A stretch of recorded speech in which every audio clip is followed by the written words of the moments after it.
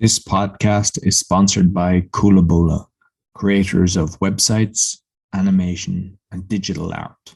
To get a 10% discount, go to coolaboola.com and put in the discount code meditation. Welcome to the Meditation Podcast. You can find all our episodes on meditationpodcast.org. I also have the Awakening Podcast, Learn Polish Podcast, the Speaking Podcast, and the Crypto Podcast, and all can be found on roycon.com.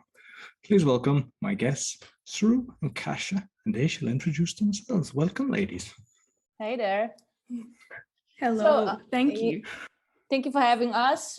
So yeah, I'm Kasia SRU. I know my surname was... Exactly, I left it out intentionally because I know I'd be kind of, I wouldn't do it justice.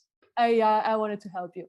So I hate that part of introducing myself because I noticed through my whole life, it's always tricky to identify myself with what I do. Because every time I was in a phase in the life like, oh, this is who I am and this is what I do, universe was like, no, that's not, And so what I do now is I'm an actress, author. I just released a book with, I wouldn't call it poetry, but it's like, I call it for myself like spiritual raps, but it's called Message from the Universe. And I just released my own feelings, and it was just a surprise that it got published because I never planned on that. I love dancing. I love comedy. I'm a co-host of the podcast Be Your Own Guru podcast with SRU. And and who I am is I would describe myself as a human being trying to discover my best potential and limits in life and just curious, where it's going to take me. So I'm trying not to claim too much to the identity of what I do, because it's tricky when we start to identify ourselves with what we do. Excellent. And SRU, you might let us know let the audience know who are you. So my name is SRU. I'm 22 and I'm based in Perth, Australia. I think my whole life, just as Cas kind of feels too, I've been having trouble with completely identifying myself to a particular thing or a hobby or something I do. And I've learned over the years that I'm always changing. And for now, I'm someone that is just going with the flow in this beautiful apocalypse that's going on in the world right now. Yeah, I am a musician as well. I make music. I'm the co-host of the Be Your Own Guru podcast. And yeah, beautiful. And I mean, I used to listen to a lot of podcasts, and then when I started doing my own, I kind of stopped. I just listened to one that was called the Blind Buy podcast, but I've started listening to another, and I've listened to all your episodes, and it's actually very good because you have a very open relationship. You bond very well, but it's like deep, thought-provoking, and I think people have that conversation, but they tend to have it in their own head instead of open. Is that the purpose? What was your whole purpose of getting this podcast there? Wow. I'm glad you said that, because that was exactly our message and our intention with the podcast. We used to have those long phone conversations because we are very connected on the spiritual level with SRU. Like, I don't know, I think we were like soul sisters or something. And we went through similar things, issues. And as you said, even how we introduce ourselves, we just people just searching, and I think we all are. And some people just don't admit to the questioning, and they always trying to be perfect. I know I've been like that too, like always trying to act like I have it all figured out, and it gets you to the point like you kind of lose yourself in it. And we have this on the podcast, we share our true selves. Like, we wanted to have a place where we can be vulnerable and just admit to, like, this is what I'm just questioning, and this is what I don't know, and let's just talk about it. And we started it, and it's just flowing, So I'm glad you noticed our intention, because that was the point. And how did you meet each other? We never met in person, actually, because I'm in Poland. I used to live in Holland for a very, very long time, in the Netherlands. I moved back to Poland 2 years ago. SRU is from Australia, and we met through a through someone, and it was like a few years ago, but we didn't connect then because I was in a different place in life, mentally, Shrew as well. And only like a few months ago, we had this call, and we were just both in this existential crisis kind of thing. And we just had this deepest conversation ever. I remember, like, I always felt like I always have to be this strong person and put this, because I used to also be like a trainer and a role model for many years, which I stopped. And I felt like I cannot have flaws, and that came from the shame from the past, because I had like pretty like interesting past from like when I was a kid. And then I realized, like, I was too tired in this phone call. I was too tired to act, and I was just like, oh, like, I'm just tired and I'm just don't know. And she was like, and then she opened up like, yeah, me too. And then we just spoke for 3 hours, and then it's just the idea of the podcast came up, and we just started doing it. And we didn't put our first episodes that we recorded because we were still like kind of masking. And when we felt like, wow, this is really us, that was the first episode we put out. That's fantastic. And like, I do a weekly show with another guy. He's got his own podcast as well, but we've been doing a weekly show. We've done over 50 episodes together, and I've never met him either. But you just know when you connect with somebody, there's just something. And you would never have thought, if you told me that 2 years ago, that something like that could happen with Zoom or Skype, whatever platform you're using. It's amazing how you just know, yeah, this person, I could, I mightn't see him for 10 years, but as soon as you meet him again, you connect back up. Whereas there's people in your life that you think you know them, and you miss them, you mightn't see them for a year. And then you kind of wonder, what did we have in contact? It's totally different. Yes, it's the energy, right, Shrew? Absolutely. It's, to say on a quantum field, almost, this connection, it's crazy. And, with people in my life, I don't actually have a connection of like that level of intimacy and vulnerability that I do with Kas. And it's crazy, like, how we met actually through a like situation that was pretty like hard for both of us. We met through like, I was making music, and I was working with a talent agency, and things weren't very healthy. And so I met Kas through someone that I was working with. And from that moment 3 years ago, I met her as a fitness trainer, a nutritionist, and 3 years later, I know her as a human, as a spiritual being, as a person who is just ruthless in their stamina for life and the amount of rebirths, and it's truly, it shows that we're all different, but we literally are all the same. Absolutely. Yeah. Wow, I'm blushing, but that's really funny. Like, I believe also in timing, for like, when you, like, obviously we're so connected, but when we met the first time, because we were both like in a different persona that we put on the outside world, like, we don't connect on the spiritual level. And like, I was really in that, I created someone because I was going by the name of Kasia Rain, and I was, I'm proud of what I did, but it was all created with a great intention in the beginning, because I used to struggle with eating disorders, and then I just went, like, find my balance within yoga and healthy nutrition and stuff like this.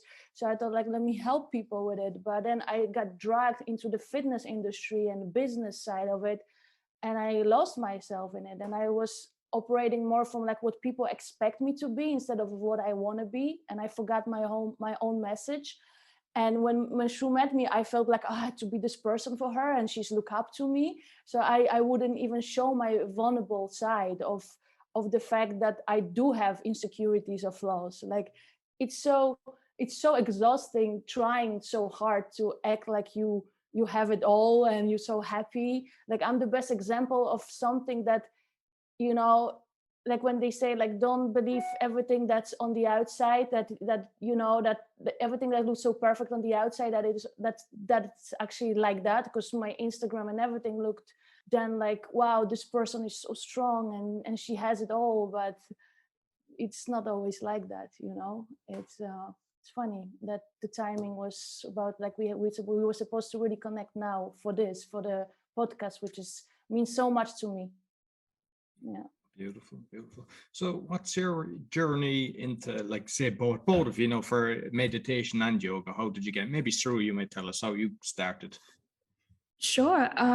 So with meditation and yoga, this takes me back to 2019 when I'd essentially, in terms of my mental health and physical health, I'd just hit an all-time low. And I used to like think of it as a spiritual awakening, but I realize now that it's just an awakening. And you have many of those, you know, throughout your life. And I think meditation for me was almost a drag to get into, because I had doctors telling me it was good and my parents were encouraging it. And I almost wanted to be like, no, you can't just stick meditation on and fix these problems. But it took for me to actually get quiet within myself and realize that I was kind of running away from these thoughts that I was afraid to face. It took that acceptance to then go on with meditation and incorporate it slowly, and also to go through like some mindfulness along with it, because I struggled to really get into it straight away. So I would meditate in ways that allowed me to be calm, be in a flow state, such as playing music, dancing, even painting, walking, or just even like staring at the clouds, you know, and just watching my thoughts. And yoga, I believe, like came like a couple months after the meditation started, and I'd actually had a lot of health issues, and fibromyalgia was one of them, chronic pain. And I found that the yoga actually increased my stamina, made me feel like I wasn't, you know, sick all the time. And really, I feel it connected me with my body more, which I'd lacked for so long. Okay, very nice. And what kind of meditation were you using? So, like around the beginning, I would actually listen to some of those guided meditations to help with focus. And slowly, I would go to just playing like music at a certain frequency and just closing my eyes and just really observing from a place of detachment, how my body was reacting, where my thoughts were leading. And it almost gave me a peek into my subconscious mind and what kind of programs were running there on autopilot. Yeah. Kasia? Yeah. Oh, wow. For me, yoga was first, and it was, you know, as I mentioned, I had quite like rough childhood, and, you know, I went like to, like, long story short, juvenile prison and stuff like this. And that's where I got my eating disorder, because obviously I wanted to control something, and all I had in juvenile prison was my own body. Everything else was controlled by people out there. So when I got released from there after like 2.5 years, I was totally like lost human being. I was like 17, and I had like whole life already behind me, and I just didn't know what to do. Like, there was no people anymore telling me what to do. I have this eating disorder, I have probation, I have to go to school. So I was just like, really, there was no parents to quite like, you know, lead me. And somehow I did it. I just like always like put on mask of this happy person. I was always the clown, and kind of got in a balance with food, but I was still lost. I did the anorexia, switched to bulimia back then. And I had one, like, I think binge episode when I just thought like, wow, I don't, like, after, you know, the thing, I was like, I don't want to die like this. And I was like almost 18. And I was like, let me start searching. And that's where I started like yoga. I believe everything appears like when the student is ready, the teacher appears. So it's like, I just was going like next to like yoga school, and just kind of attracted me in. And that's when I started yoga, and I felt more in balance within my body, starting like, because with yoga, because you're working with the breathing and the poses, like you get in touch with your body. And I just noticed like I was just completely out of my body all the time. And I wasn't like, it didn't heal me, because you can't just heal all the stuff that I was going through with yoga. But that was the first encounter. Of course, after I went to the Netherlands, I still was struggling with different toxic environments and continued yoga. Long story short, forward, I kind of lost the touch with it, then got in the different kind of situations. I'm really the person who always go deep into something toxic and then just have to get myself out of it. But then meditation came, because when I went to fitness, I stopped the yoga, and I was really just hard into that fitness life. And my body burnt out, because it was already so many years of burning out my body from a very young age. So that was 3 years ago when I made this big decision to like stop everything that I was doing with fitness. And I was pretty successful. So that was a huge decision, because that also meant like everything that I thought I was, I'm giving up. So I was at the point like, who am I now? Like, what am I going to do? And that's where I just got like, I attracted a book called like You Are the Placebo by Joe Dispenza. And he talked about meditations a lot. So I started doing his meditations. But what happened was, it was a good, positive experience then. Maybe I needed then, but also, and that's where I'm going to be kind of contradictory.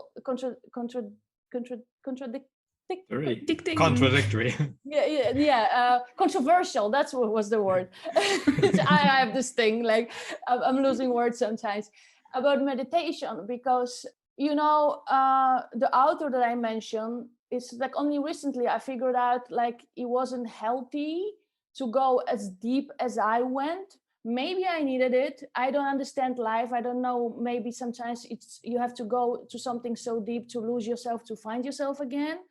Or, you learn the lesson that the power was always within you. But what I did, I gave my power away to this lifestyle. Instead of treating meditation like I do now, it's just because I did guided meditations, like 1.5 hours in the morning, in the evening. And yeah, I started healing. Maybe my body, I got more peaceful and starting to like getting to know myself, but also I started isolating myself from people. I thought like, I only want to be in the spiritual world because this real human world is dangerous. That's how I experienced that. So I noticed that whole teaching of that person was kind of cult-like. We spoke about this on a recent podcast, and it surprised me. And then it did it actually, because I have this kind of character that I go deep into things because I want to do everything perfect and not to drag it for too long.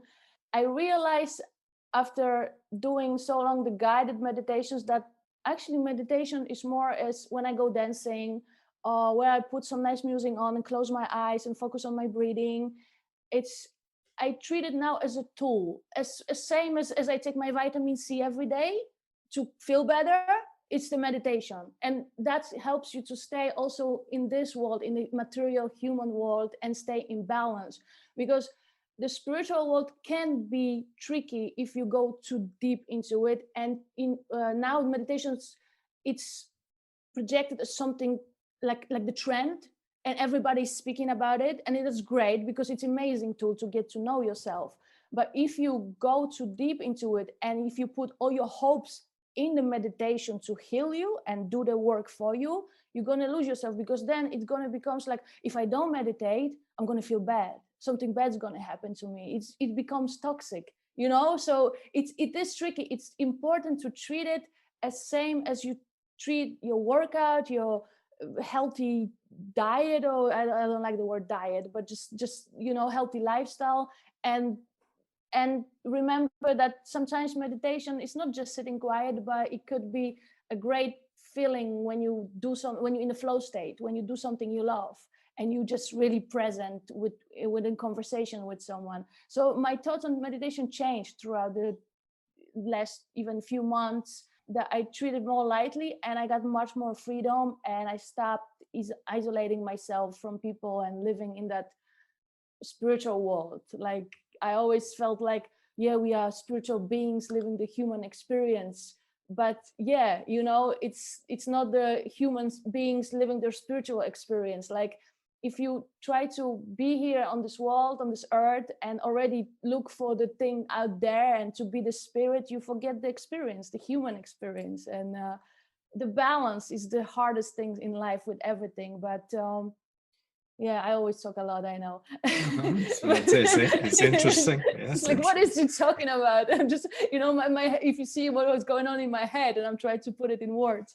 And then also I have 3 languages going on, like, because like Dutch, English, and Polish. So I'm trying to just translate it as I go. But yeah, meditation is a great healing tool. It's not a way of life that's going to save you, because it's more to that. It's more to that. You got to do more work than just meditation to, I don't know, to heal. I think we never truly heal. I think we go through life just discovering ourselves, and accepting that as well is so much more peaceful. Like, I don't know it all, and that's okay. Yeah. I think I've done a kind of similar journey, because I don't know, about 5 years, I started doing guided meditation. And what helped me was, one was gratitude, because kind of what you appreciate, you attract. Because sometimes when stuff isn't going right for you, you can always think of the negative, look at the negative, start having, just hatred towards the person if they've hurt you, robbed you, or whatever it is, whether it's relationship, whether it's a business, whatever. And the other one was the act of forgiveness. And I found that was the most powerful one, because if it's something small, you can do it. But if it was something big, just by repeating that all the time. And once you get over that, because what I found is, if someone is telling a story and they feel the pain, like, you're able to tell that story now of your youth, what happened, without it being affecting you. But there was obviously a time prior to that when you said it brought you back into the moment, but you're not now living in yourselves. And it's the same for me. The stuff that I went through, it was a financial thing that I was kind of knocked out on. And I got over it. I kind of gave forgiveness, and then I didn't go through the guided. I was kind of getting a bit bored with it. I was like, because the guy would say, think you're having your coffee. It was like 22 minutes or something like that. So then I started doing my own guided one. And eventually it's like, no, I'm more just constantly present. I mean, if I wake up, I just kind of think and just chill, and what would I like to do today? But I don't beat myself up. If you have your like to-do list, sometimes I do what I've done list instead of a to-do list. If I don't do a podcast, if I don't edit it, I don't beat myself up. If I'm out in the garden, I'm just watching nature. I'm just totally present. And I feel totally more in flow now than I was then. So it's a shift that I've done. I mean, I've tried breath work as well. And I've done a lot of breath work. And I think that helps as well, because I don't know, have any of you tried the breath work, but I found that that's just start breathing properly. But when you're doing the breath work, because I've got one that's, it's guided, but it's with music, or you can have it just with the music, and that's making it just totally present on that as well. Your head, I've got away from having the conversations in my head. I'm just totally focused. I've made a shift in life, and I think it's just something that's important. And what you say, I think you've done kind of similar. Mm-hmm. Wow, I'm so, like, I get chills when you're saying that, because that's exactly what we spoke about with Shrew. Like, this thing can become so toxic. And recently there's so much, there's this hustle culture that tell you, like, yeah, you got to wake up at 5 and take cold showers, and you got to do this, you got to do that. It makes you feel guilty about not doing it, and you're not productive at all. It's toxic. There's people who just, preying on your weaknesses and just selling your courses and all kind of stuff. And there's the spirituality who is also can be toxic, when they like, yeah, you got to be grateful, and you got to do this, and you got to do that. But sometimes you don't feel grateful, and don't make me feel guilty that I don't. It's, you got to find this within you. I think making that shift is discovering that the power is within us, that there's no guru. That's why our podcast is Be Your Own Guru, because we believe, like, everybody, there is no person. That was all my life, I was looking up for a mentor, or for someone to lead me, probably because I didn't have parents to do that for me. So now it makes sense. But now I just like, no, it's what I want. And it's the power is within us, and everybody is just trying to make a business of selling that thing, the secret for you to the pill. And people want that. Within is a diet industry and the perfect workout, and spirituality, the perfect meditation, or the perfect course that will make you aligned, or the hustle culture, like the course that will make you make money and make you rich. It doesn't exist like the perfect thing. It's like you said, to-do list, like make it to-do list. And what if you don't? You're gonna die, like if you don't make every point on your to-do list. Like, I love what you said, what have I done list. Yeah, like I've done this, I didn't do all of it, but that's okay. It's we love inspired action with Shrew. When we don't feel like recording podcasts, we're not gonna force it because it's gonna be fake. We're gonna try too hard and we're gonna just, we gotta do something. We rather wait till the inspiration comes and we speak. Like, we don't even prepare them at front. Like, we just like, and we're coming up with the topic. We're listening to our hearts and our souls. And I love that better because you're in the flow instead of just being in beliefs of someone else's who put them on you. Like, do what I say because look, I'm successful, and they have some money to back it up, or some success they're showing you on Instagram, but who say they are happy? Because happiness, it's different. It's just something that you cannot buy, you know. When you meet a lot of people, I mean, you would have, when you were kind of doing the different things in the limelight, there's a lot of people, you'll meet them, and on camera, behind the Instagram, they look the perfect, whether it's a couple, whether it's a business, whatever. I have met so many people and I would not wish to be them. There's a hollowness there. And people have to realize that everything, even in the television, the actors and everything, it's all a fakeness. A lot of these people, a lot of evil going on, and they come across and you think they'd be your best friend. And once you actually, take off a few layers, you realize I was fooled. So just like you've mentioned, kind of deep within yourself. And you both discussed on today's episode, because I was listening to it as I was coming back from a meeting, that, that life isn't always up. I mean, we all have hiccups and you have to accept that. Like, I mean, I don't get many down days, to be honest, but I'll get 1 or 2 a month. And I don't go, oh no, I just go, yeah, it is what it is. What makes, go away, have a nice coffee, just kind of, put on some decent music, try to, like, sure, with the music, I mean, you made a shift with that. Like, I'd love to be talented with the music. My brother, who lives in Holland, is actually the talented musician, but I listen to music constantly because I think, I don't know, it does something to our soul. Absolutely. Yeah. And something I realized with, these gurus that kind of spread the message that you'll be okay as long as you meditate, as long as it's always conditional. And that's where, I think so many people are waking up on the planet right now, and they're honestly looking in the mirror, and what's being reflected to them is reality, their perception, right? And I think that when we have these gurus who are, like, for example, Joe Dispenza, I know amongst millions of people, he is adored, appreciated. Many people, like, if you just start studying psychology, many students will, refer to his books and tell you to read them. And I realized that no one has the answer. And when we put these people on a pedestal, not to just like celebrate them, but to actually preach that this is the answer, this is the method, this is how you heal, that's where you are really like spreading misinformation, and the power that people have within themselves, they start to, disconnect with. And yeah, I think with Cass and I especially, as people, we've realized that not everything works for everyone, and to act like it does, or to just, be a part of the major popular opinion, it's not worth it, because, we come to this planet, we die one day, right? And it's like, well, have you like really ever stood up for your truth? Have you ever spoken it, or did you spend your life just listening to guided meditations and telling your ego telling you that you're grateful for this and that, but really like you're just becoming more and more empty inside? So yeah, I totally agree with that. It's giving away your power to someone else and something else, and the more you do, it's just you kind of losing who you are, it's simple things. It's just like what I said in the beginning about identifying ourselves with what we do. It's so tricky because that's what I did with the fitness and the fitness persona that I created. It was just like, I was always an actress. I started acting classes when I was young, but I wasn't ready for it. So that's why I didn't continue with it. And I started like 3 years ago when I dropped the fitness. And that was the first thing that the teacher told me when I went to acting school again. He said like, Kasia, you got talent, but you are scared to be ugly.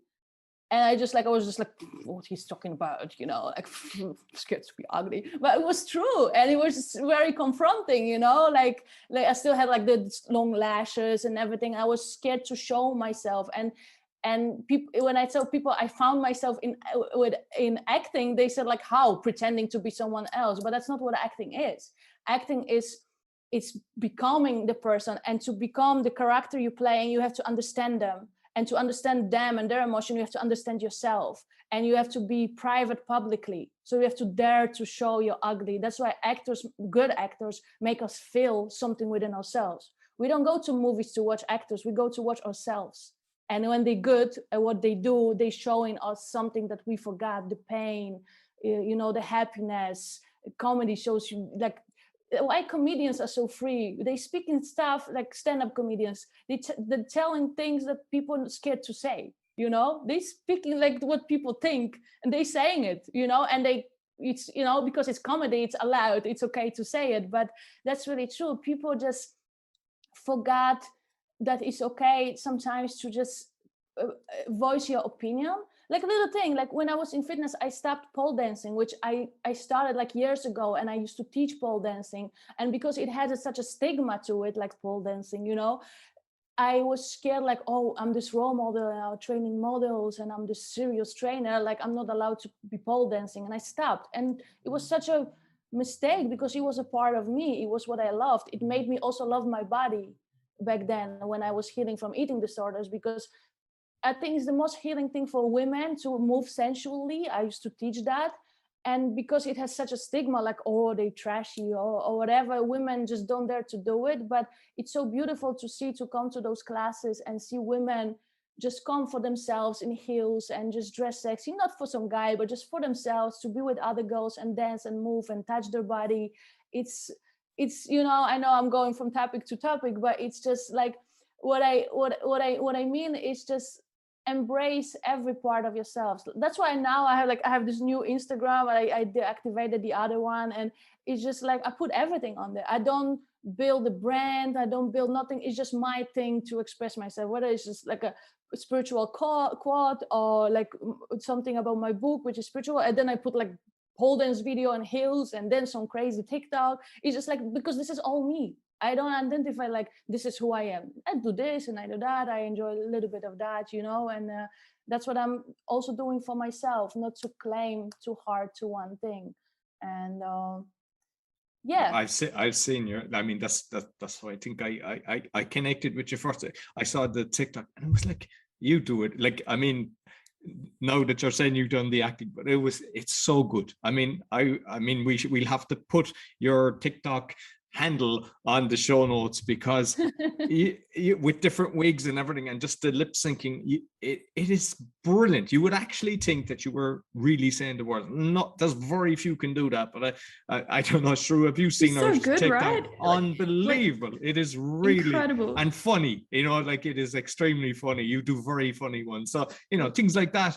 Even if you're having a bad day, something's happening, you put on that, you see you doing something fun, and it just, your day just changes. So you can change somebody's emotion by just making them smile.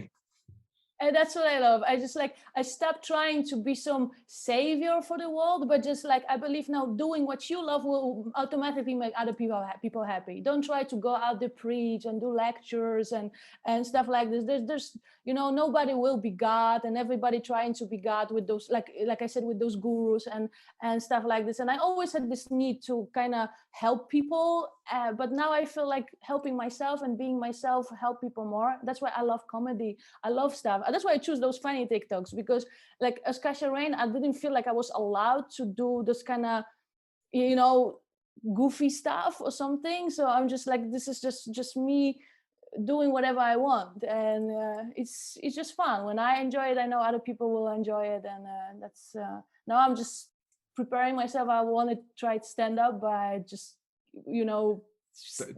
just do it, because I know I can connect. I've done it myself. I've done an open mic, and I just wow. It was good. I mean, I was nervous, but I enjoyed it. And now with the Toastmaster, I mean, I've kind of dropped out of the Toastmaster now, but I've done it for a few years. Most of the speeches I done had comedy in them, and I found even if you have to get a kind of important message across, people will remember it.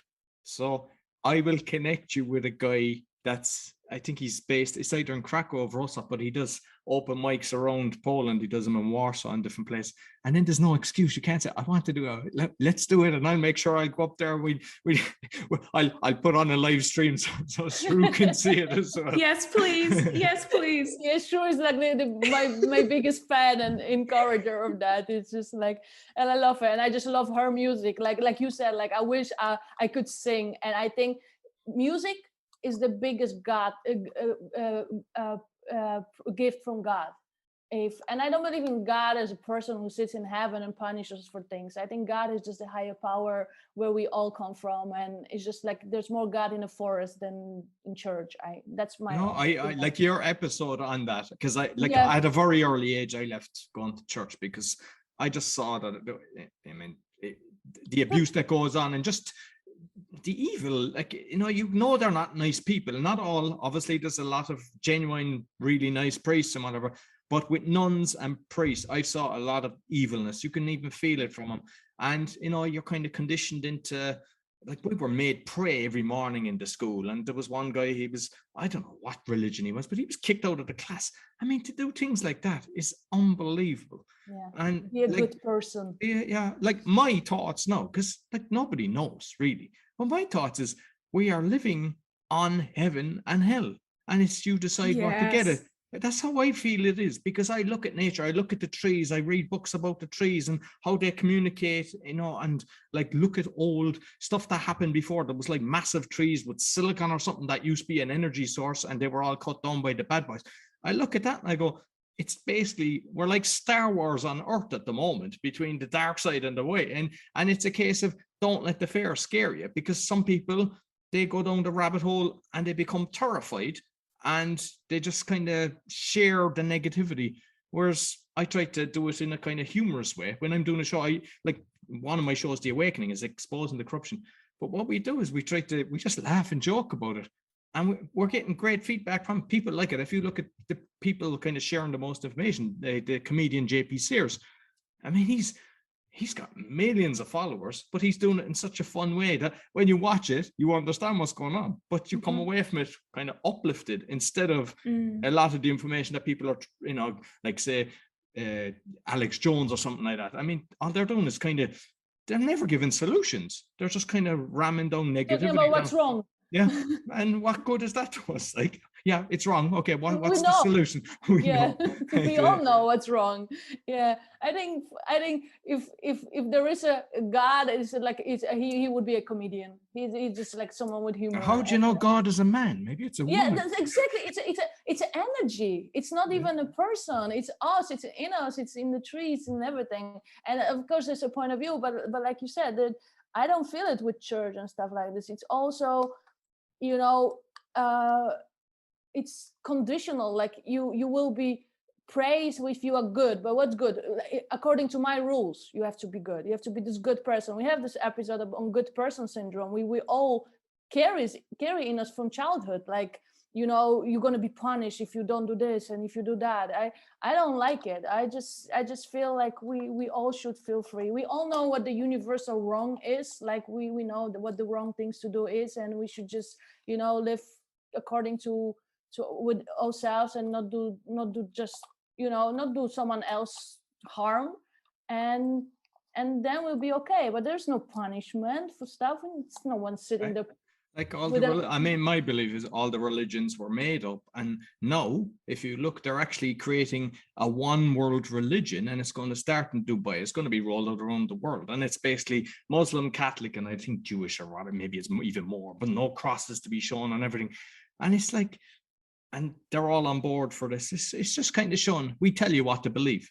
And because they rewrite the history books. Nobody knows what happened previously, and they just believe the stories that have been told. And you have to stop believing the history books, because loads of things, when you kind of find an older book, you kind of start going, "Oh, this is a bit strange." I mean, I've even gone down, and this is a kind of, you're talking about going off topic. This is even more off topic. And I've been talking to somebody against small.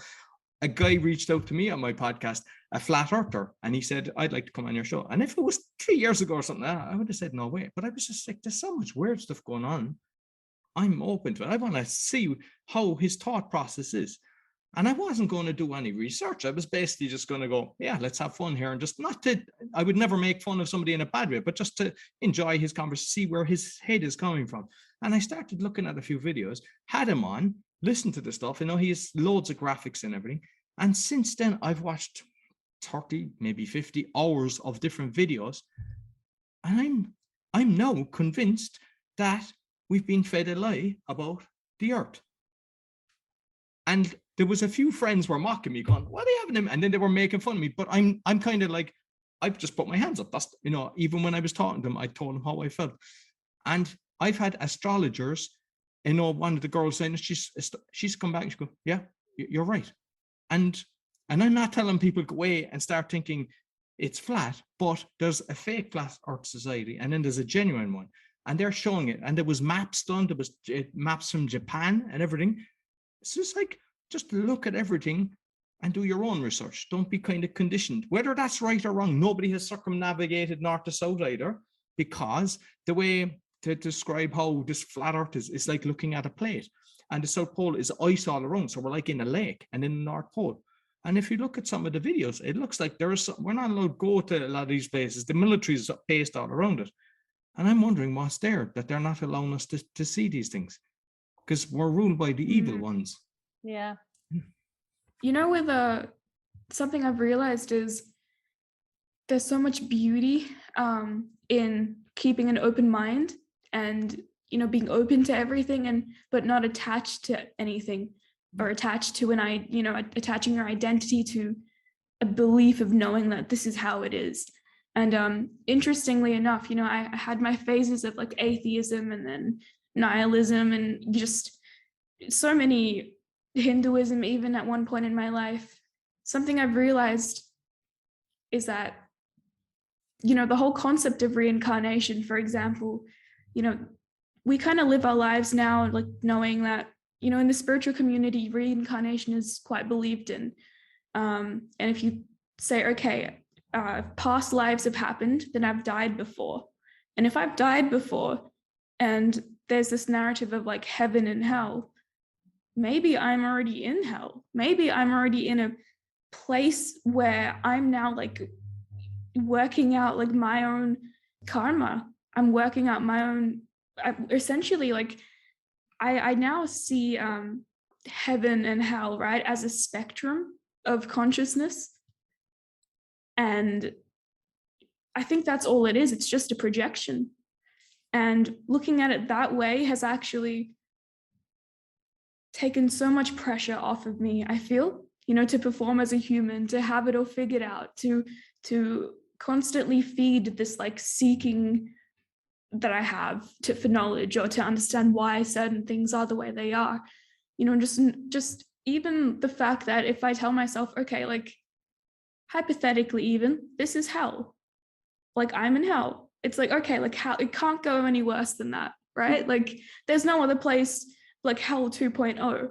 If I'm like screwed, then I'll happily just, you know, do my best, then get burnt alive. And, you know, it takes out the fear of it. And yeah, I just wanted to share that. I totally agree. I think fear is the biggest poison in life. It's just, I also like, nobody knows, there's no like truth that can be claimed like this is the truth. Like everybody lives their own truth and try to project on other people. I choose to believe in a reincarnation, and it makes sense to me. I might be wrong, but it takes, for me, that takes pressure away of, you know, I believe, like, I'm grateful for this life and this lifetime. Like I said, in this lifetime, I would like to achieve as much as I can, or find like my potential and my limits, and just, you know, be the best version of myself. Such a cliche thing, but yeah, that's what I'm aiming for. But the thought of reincarnation kind of take the pressure away, that this is all I have and I have no time. I just feel like, oh, if not in this lifetime, I'm going to just, you know, still have another one, or something like that. So I hate working under pressure, and that's what's happening in life right now. It's just like you have no time. Okay, we don't have much time goes fast, that's true. But it's, if you live with that fear and pressure, I don't think you're gonna make it, like you're gonna become close to yourself. You're gonna just go through life like really rushing, and when you rush, you do half as job. It's always like that, you know what I mean? So I rather just take my time and feel like inspired to things and listen to myself. And that's what meditation is great for, to take a break and breathe and you know, and just unwind. But still, I wouldn't preach meditation as a cure for stuff what is done, so like, you know, by many this time. I think it's a mix of everything, a little of problems I needed in life, you know, issues. We need to meet wrong people to learn about ourselves.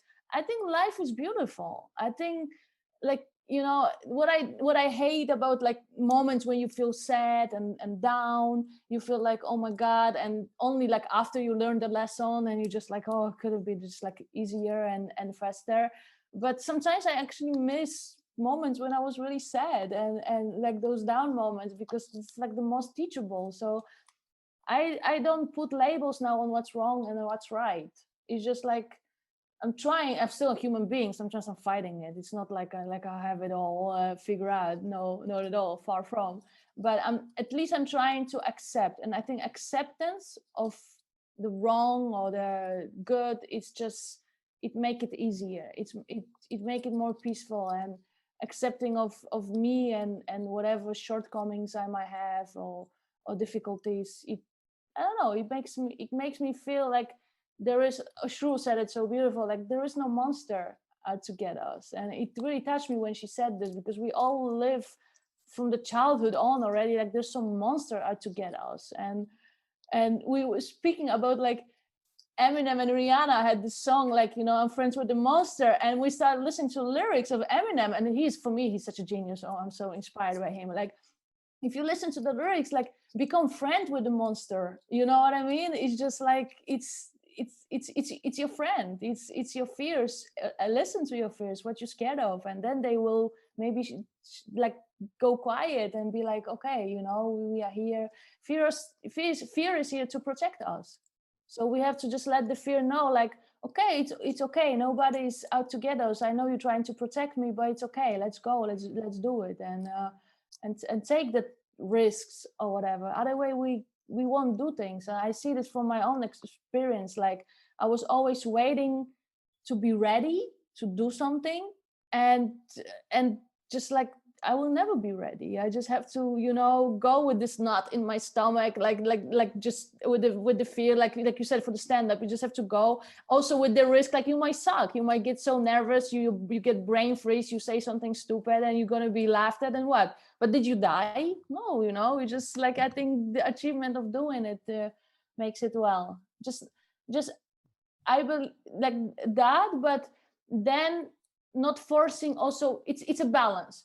But because forcing too soon before you actually ready, it's contradicting, because you will never be ready. But I believe ready in the moment for something. You get what I mean? Like, it's just like when you have a big goal in life and you try to achieve it right away instead of taking the baby steps towards it, that will give you more confidence to eventually do the real thing you want to do. It's more, it doesn't discourage you as much as when you aim right away and throw yourself in a river for something huge. I don't know if that makes sense. I'm just listen. I just heard myself back, and I was just like, "What is she talking about?" But it's like I see something in my head, and like I already see myself going somewhere. Like, but that's what it is. Like, being ready, but like not being ready and doing it, but also in a way, kind of being ready. So like, there you go, guys. Like, figure out, you know, like, you're welcome. That's my advice. Like you know, you never will be ready, but you have to be ready. Ready to your all ability at the moment, I guess. That's the paradox of life, isn't it? Just, yeah. You know, like, when is the perfect moment? Yeah, never. But either way, it is also right. Even right, because like even us meeting each other, like back then, you know, we wasn't ready to do something together, but we were meant for each other. Like, you know, it sounds so romantic. Meant for each other, you know. But then we 3 years after, and then we are ready. So yeah, that's absolutely. Life is a one huge paradox. It keeps amaze me. Yeah. So I know I'm kind of taking a tangent to what we're saying now, because I know that one of you wrote on the thing, and maybe both of you, about the dark side of meditation. And we're going to bring it back up again, but I just want to, I think it was Shrew, you might have mentioned that. You might just tell a bit about that. So to me, the dark side of meditation is the side that isn't really talked about. It's not really discussed. If you look at, you know, even YouTube, the topic of meditation, you have like monks telling you about how to breathe, about how to, what, like exactly what meditation is, and they're defining it. And for me, the dark side of meditation comes in when I can't actually relate to the bliss or the high that many people are promised, you know. They say, just meditate, just 5 minutes a day, your life will be cured. But when we put so much power in a practice like meditating, or in listening to other people tell you how to meditate, I feel like I visually just see it as the energy within you that's life potential kind of just crawls out, you know, kind of leaks out, and you're left running flat. And especially in this kind of day and age, I see meditation being a band-aid for many like real problems. Many people are afraid to really face their real demons, and so they'll maybe go through a hippie phase, or they'll buy some crystals, or it's the balance between being a human and also the balance between being a spiritual being having a human experience, which is, you know, what we're all believing. But it's also reminding the human self that it's okay to not be able to meditate or focus. It's all right if you don't feel enlightened, if you haven't reached nirvana, or if it's only lasted 3 seconds, if you've only had 3 seconds of bliss. You know, it can almost be like chasing a high that essentially we can only give ourselves by realizing that this is it. This moment is all there is. And this journey that we're working towards, it's kind of one that's in our heads, one that the mind kind of constructs. So it has like a idea of where it's going, you know, based on the past, it will kind of predict the future and tell you, map out for you, like what's going to happen.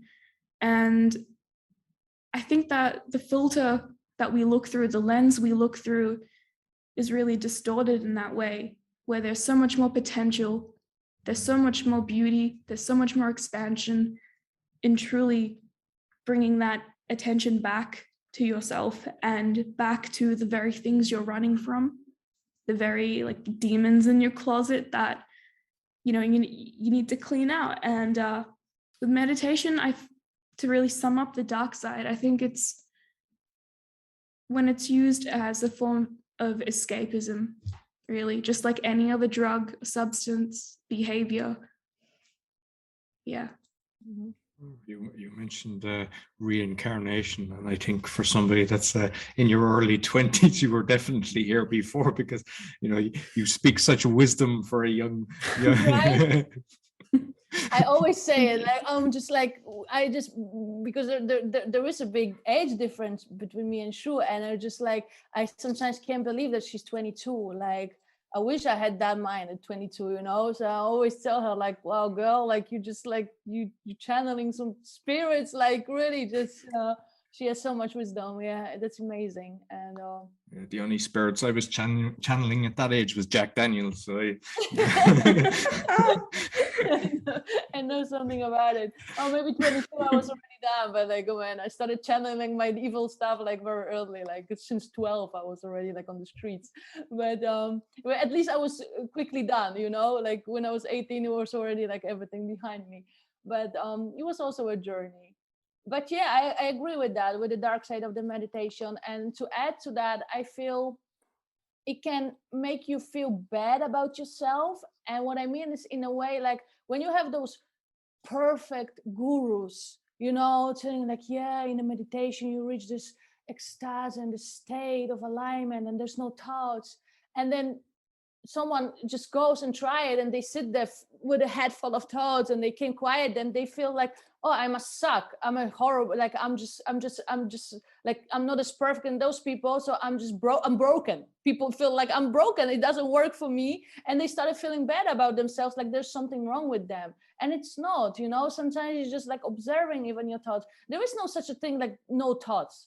Like there's always gonna be thoughts, you know, in your head, and there's no such a thing like perfect meditation. And those people out there claiming like you can reach those states and stuff like this. Okay, cool, but what? That state is also for a little bit, and then what? You know, it's just like what did you? It's like that this is some huge achievement that they did. Like, okay, like you reached alignment, and so what? We're still human beings here living, and we have our bills and our stuff, you know what I mean. It's just that's the thing, what I said, like you can lose yourself in that spiritual world and the meditation, that you're gonna use it as Shru say, as something to get away from the real life. Like, yeah, I'm just gonna close my eyes and put this guided meditation and everything's gonna be okay.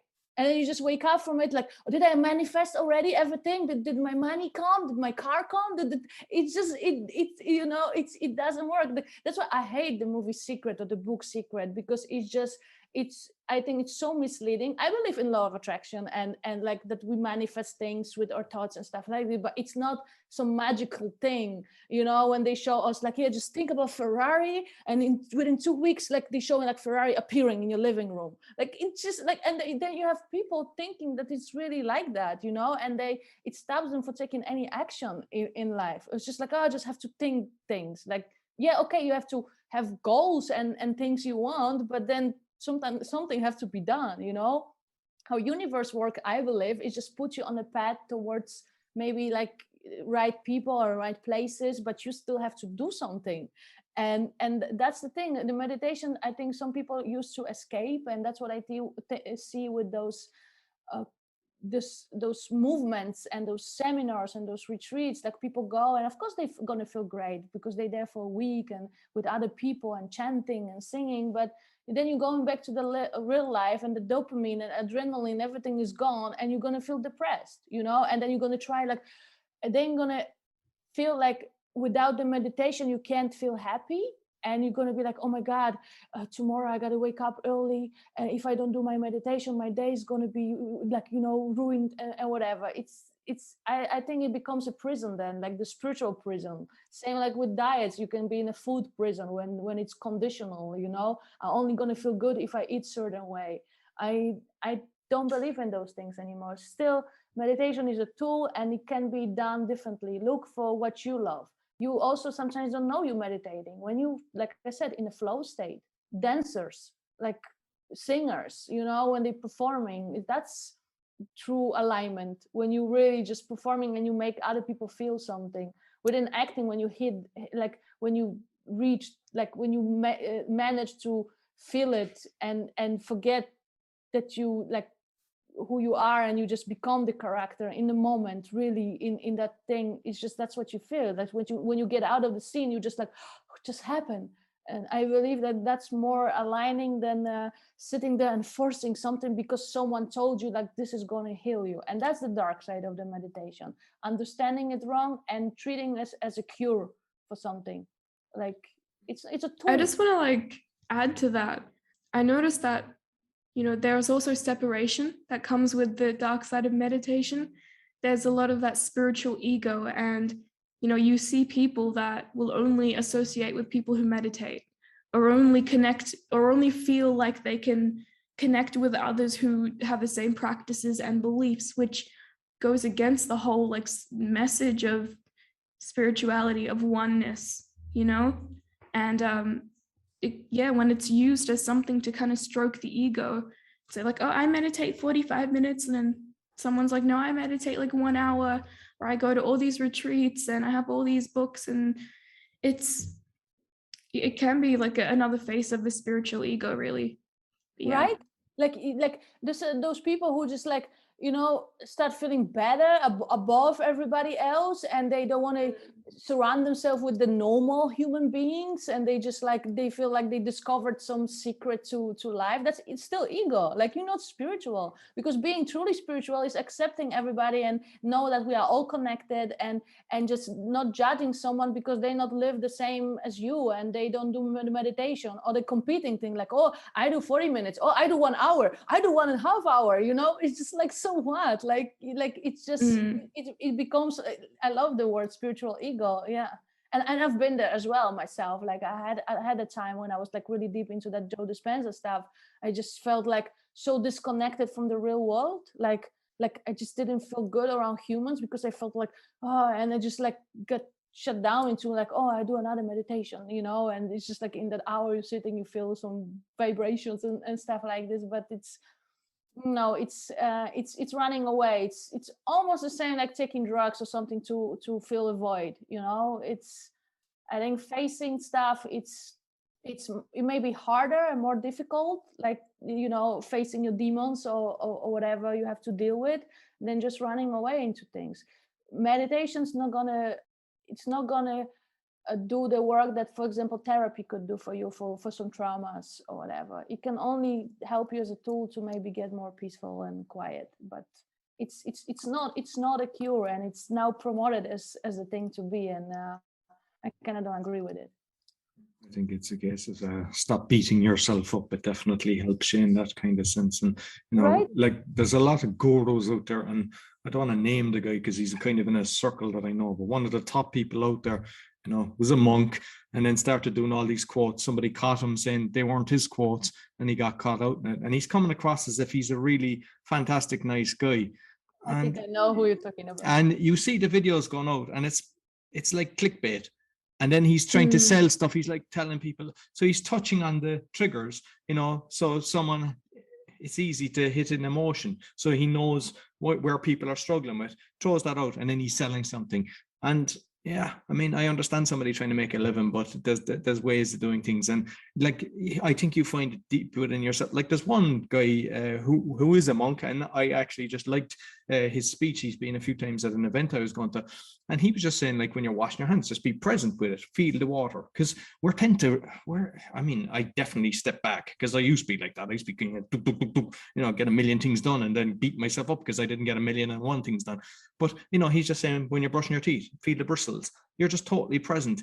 And I think just start listening to yourself, because a lot of the time we're beating ourselves up, you know, we're thinking, oh, I'm not feeling this way, or you're listening to all these different people. And as you said, someone is saying, I'm meditating for an hour. I know plenty of people, they meditate a lot. I know they're not present. It's just there's a fakeness, and the ego is with so many people. Like recently, this is one that made me think, because I try not to judge anybody, because I say we never know the person's journey. I grew up in a very rough neighborhood, and like, you don't know if somebody has been abused. You don't know if they have alcoholic parents. You don't know nothing. So even if they are a thief or whatever, we shouldn't hate them. It's like, you don't know their journey. And unfortunately, the system is set up in such a way that it's orchestrated. Like, it could easily be fixed, but it's not. That they want this kind of, you know, negativity in the world. That's all. It's all orchestrated. Not people think, oh no, everything is orchestrated. And, you know, we should just kind of not beat ourselves up for these things. You know, and like, the three of us have something different that has happened in our life, but we're not a tree. We can move, you know, and that's the trick. You just kind of, all right, this happened to me, and just kind of make a shift in life, you know, and just listen. Like, if you are doing the guided meditation, if it's not working, okay, you know, even if it's just listening to music, you know, like I love classical music at times. I put on violin music, and that just puts me in a great, you know, I could be, even when I'm editing a podcast, I can have that playing in the background. And that just puts me in a relaxed state, and just to be listening to yourself, not to be trying to listening to somebody else, not to aspire to be like Elon Musk or to be one of these Richard Branson. You know, you just assume that's who I want to be, and it's not. Just listen to yourself. Why would you be somebody who already out there? Like, you're taking away from who you are meant to be. Like, it really, and what you say about like those monks, those commercial monks, I call them, like, it all becomes like a marketing and business, and it's just like they playing on people's weaknesses, and they just like selling the happiness, and it's I don't think it's fair. Maybe it's helping someone, but it's misleading. It's really misleading. I love people who are more like, we love which like Alan Watts or Wayne Dyer. Like they both dead already, but when they speak, there's not much selling stuff or whatever. It's much more peaceful and just wisdom, and they really enjoy sharing stuff, and they're not claiming like this is the way to go, but that I love, that's real, that I connect with. But I don't like those, especially the gurus, like you can do it, like you have it. And sometimes on the day when you don't feel like you have it, you start feeling bad about yourself, and so saying like with meditation, and you start beating yourself up, and they say like, no, just that's all you got more. And you're just like, what I hate the most is just like, you got to sacrifice your sleep. Like, I'm gonna, like, if I don't sleep enough, I'm going to be cranky. I'm not going to be just doing anything. I'm sorry. I need some sleep, It's just like, like wake up at 5, take a cold shower. Like, why would I live like in the military if I'm not in the military? Why would I do it to myself? Like, just like, like why? Like this is almost that, because of course I've been in juvenile prison. Like that's the system. Because there you live, like you wake up at this hour, you do this, everything is just scheduled. Every day is the same. There's routine. And it's just, they're doing it like to take your life energy away for people not to do crimes or whatever. But it's just such a wrong system. And it's also known that juvenile prison don't work, because 80% of kids just keeps going back into crimes and whatever. Because if I ever will be, blessed enough to have some influence on that, I would love to just do something to change at least a little bit like the juvenile prison system, because you're dealing with kids, and it's just not okay to just it's damaging. I was a very strong person that I kind of managed to get out of the routine when I got released, but I understand now why kids keep going back to the streets, or after they end up in adult prisons and stuff like this, because that's all they know. And in that place, they don't teach you self-love, self-acceptance. Only it's just like, you do what I said, if not you will be punished. That's all you got there. And you can never be yourself, because I wasn't even a bad person. I was just a lost girl, and I wasn't even like, I didn't do any crimes before, so they put me there only because there was no one to pick me up from the juvenile arrest. So they just like, they knew like nobody would just punish them for them, so they just like put there in the juvenile prison. So it was really done like really wrong. But then you come there, and of course to survive there with other girls who like, there's such a mix of people who done really, really bad things, and some girls who just come there like, with some petty crimes or whatever. But then you have to play like you're tougher than you are. You have to be this cool guy, and you have to be like, they ask you right away when you come to the group, like, what you in for? And you just like making the crimes bigger than they are, like, because you want to be accepted. Because if you're not, you're gonna have a hard life. So I was really lucky, because I was always good with that. But then you also have to have a good behavior for court and for your trial, to be released. So you have to be good with people out there, with the guards and stuff like this. So that's all you have there, being good and a bad. There's no in between. Like, you have to be tough, and you have to be also good. You have to always walk in line. Every day you wake up with the feeling like what's going to happen, like in the survival. And it's kind of what the world look to me like right now, a little bit like this, just like people acting cool on social media because they want to be accepted, but they also want to be good person. So they go and try to like do like follow a religion or something that the world say it's you good person if you do this. It's all conditional, and people just forgetting themselves within it all, like, and it's all rules and routines.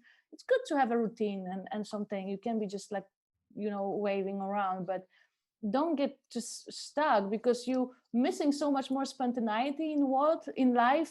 If you stuck to the routine, you don't know what would have come into your day if you just stuck to something you have planned so viciously, like, yeah, I have this plan of my day. And I used to live like this. I'm talking out of experience, like, yeah, weighing my meals, and I'm going to sleep, and I'm going to wake up, and I'm going to do the workout. Like, there's nothing new coming into your life, and there's this, your world becomes so small. Like open yourself up a little bit to the unknown. But people want to control everything. Why? It's just like, it's risky, yeah, but it's also beautiful what comes from. I love those days when I like on a day before I have something planned, and then the day I wake up, I don't feel like doing it, and something so completely different turns out to something more beautiful.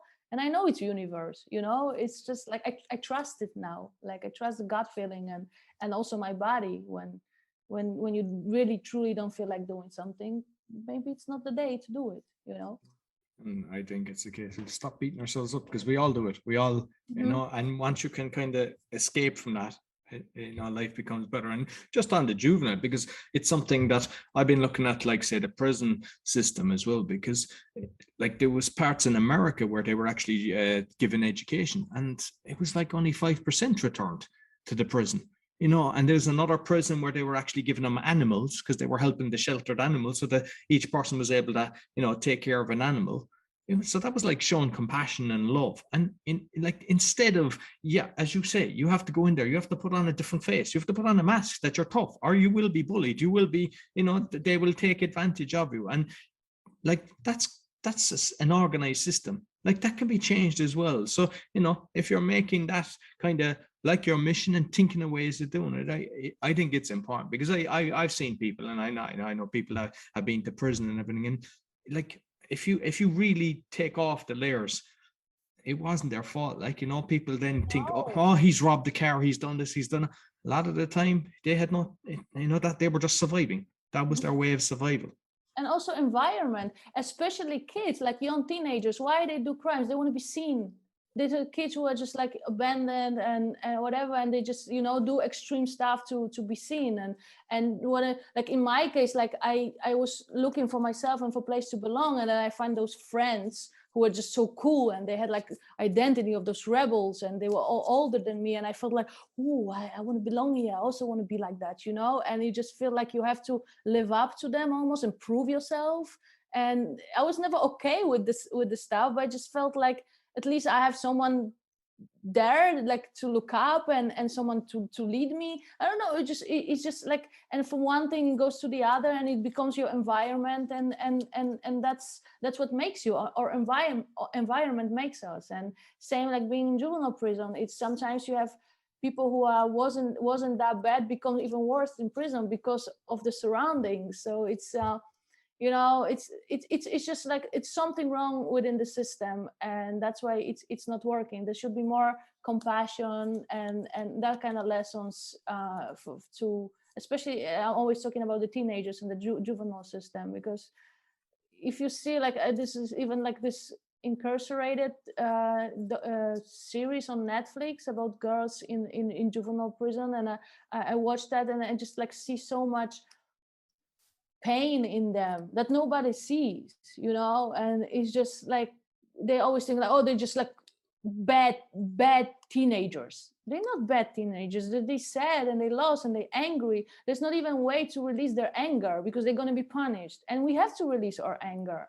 If you stuck it and somebody tell you you're not allowed to express that, then the anger is going to go to somewhere else, like to different, like, part in your body, and you're gonna manifest in different things. So you can't save everybody, and everybody have to go through the journey, but understanding people a little bit and looking into what's, like you said, not judging people of what they behavior, but try to understand them, like why they're doing things. And sometimes we don't know what people been through, and it's so easy to judge, and yeah. And like, just finally, because I mean, I thoroughly enjoyed this conversation. So, like, Shrew, what's your, I mean, between the two of you actually, with the podcast and everything, where are you going? What's your actual plan? Because I thoroughly enjoy it. And because it's kind of similar to this kind of conversation, basically, you're just kind of, shooting the breeze, but very deep and, thought-provoking. So like, you just kind of feel what will be the next topic and then you just go with that? And have you other plans do you put out the video as well, or is it just the audio? So at the moment, it's just the audio. And actually, we started like recording the first episode, which you guys haven't heard, but I think we recorded at least like 20 to like 30 different sessions of like episodes to get to like the first episode. We started in June. We started with the video, and we realized that actually one of our insecurities, was our own like self, our own body. And we realized that for so long, the work we were doing for Kasia, it was the fitness and, influencing and training in that industry. And for me at that point, like the last 3 years I'd spent in music and having my identity shaped by, again, like outside people who didn't have my best interests in heart.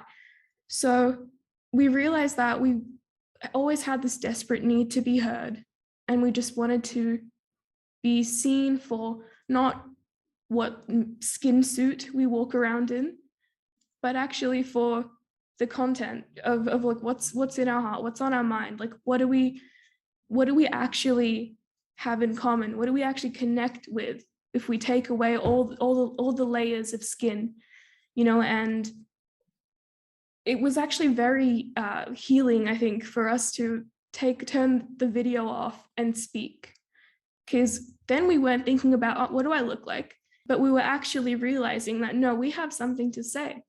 And so far, every episode has just been like a conversation, and the layers just keep getting deeper and deeper. And we pretty much, before we record, we kind of just have a random thought or just think about something that's been personally affecting us, something we've been going through. And in that conversation, we somehow come out the other side with some type of a conclusion or something just to almost calm us down. And I think that's why the podcast is quite relatable. They are very honest, open conversations. And, for the future, we're just here in the present, Yeah. Yeah. I couldn't say it better. Like, it's Shrew always who comes up with this. She always like texts me like, yeah, should we talk about this? And, and I'll be just like thinking about like, yeah, that's what I feel about it. And or sometimes we just go into a call and we start talking and just like, oh, I don't really feel like recording today. And just like, we talk and then we start talking about some subject and then we hit record because it's just like, wow, that's the thing. And then it's always different. And that's why every episode is different. And we see our own growth with it, within it, meaning like we're gaining confidence by the more you dare to show yourself and speak about like whatever it's on your mind and in your heart, and it's just like you dare to say more and voice your opinion and just say about those things. And I think it's a good thing for us, and and we hope that it's gonna be affecting people also in a way, maybe not affect, but just like inspiring whoever needs to hear it, and just make other people feel like they're not alone.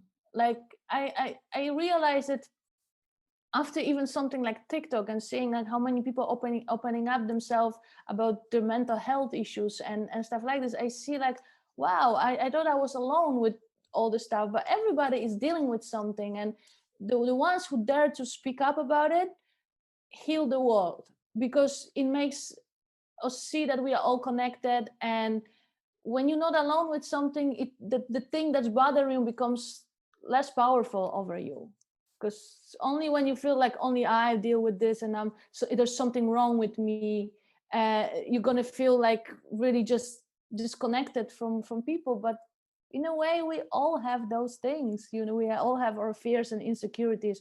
I don't know one person who wouldn't have insecurities, and the more they act that they don't, the more they have them. It's really like that. Yeah. So when you have those confident people who really just so in tune with themselves and they have no insecurities, they probably have a lot, and they like voicing them makes them less powerful. I think, like, you just realize that they're not as big as they were in your head. So, but we always gonna have them. I don't believe that one day I'm gonna be maybe when we die and we become that soul or whatever, we're gonna see what's there. Maybe we're gonna laugh about like all the insecurities we had, but until we live, there's always gonna be something that we feel kind of a little bit insecure about. It's just accepting that and still living and choosing to go through life. That's the courage.